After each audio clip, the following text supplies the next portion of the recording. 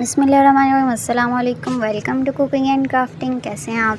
आज मैं आपके साथ शेयर करूंगी मज़ेदार सी आलू गोभी की रेसिपी। बहुत ही जल्दी तैयार हो जाएगी, तो चलिए स्टार्ट करते हैं। मसाले के लिए हमें चाहिए 2 अदद प्याज, 5 से 6 हरी मिर्चें, अदरक, लहसुन और 1 टमाटर। आधा किलो आलू और आधा किलो ही गोभी लेंगे। तो इस तरीके से कट करके आपने पानी में बॉईल कर लेना है। जितनी देर मसाला भुना जाएगा उतनी देर हम उसको बॉईल करेंगे, ज़्यादा देर नहीं।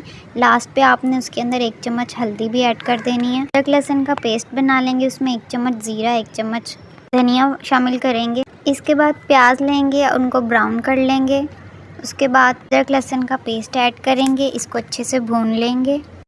भूनने के बाद हम इसमें टमाटर शामिल करेंगे, इसको अच्छे से भून लेंगे। साथ हरी मिर्चें चॉप करके ऐड कर देंगे। मसाले को अच्छे से भुनिएगा, इसी से ही खाने में लज्जत और जायका पैदा होता है। अब हम स्पाइसेस ऐड करेंगे। 1 चम्मच नमक, 1.5 चम्मच सुर्ख मिर्चें। इनको अच्छे से हिलाएंगे और भून लेंगे। आलू गोभी जो है वो भी हमारे अच्छे से बॉईल हो चुके हुए हैं। अब हम उसको साथ ही इसके अंदर ऐड कर देंगे और चम्मच से इसे अच्छे से हिला लेंगे ताकि मसाला और सालन मिक्स हो जाए। वीडियो पसंद आए तो जल्दी से लाइक कर दें, चैनल को सब्सक्राइब कर दें ताकि आपसे कोई भी वीडियो मिस ना हो। जब हमारा सालन तैयार हो जाए तो हम 1 चम्मच ज़ीरा पाउडर उस पर छिड़का देंगे, 1 हरी मिर्च और साथ धनिया गार्निश कर देंगे। मज़ेदार सा हमारा सालन बिल्कुल रेडी हो चुका है।